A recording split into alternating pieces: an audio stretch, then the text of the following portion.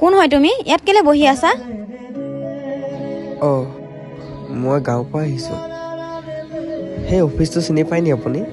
পাওঁ। মানে সেই অফিচটোত মোৰ বায়ে কাম কৰে।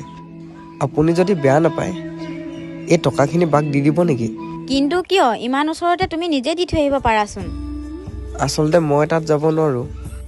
মই যদি তাত যাওঁ মোৰ বা সন্মানৰ আঘাত হ'ব আৰু বহুত লাজ পাব।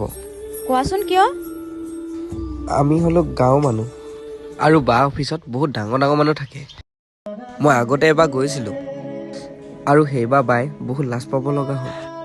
সেইকাৰণে বায়ে মোক তালৈ যাবলৈ মানা কৰিছে আৰু মই নিবিচাৰোঁ কেতিয়াও বাই কেতিয়াবা লাজ পোৱাটো। আপুনি পাৰিলে এইটো হেল্প কৰি দিব মোক। বাই আহোঁতে এই পইচাখিনি কিবা কৰি হ'লেও আপুনি বাক দি দিব। তোমাৰ কথাখিনি মই বুজি পাইছোঁ, কিন্তু দুই এজন মানুহৰ বাবে সকলো মানুহে বদনামত পৰিবলগীয়া হয় ভাইটি।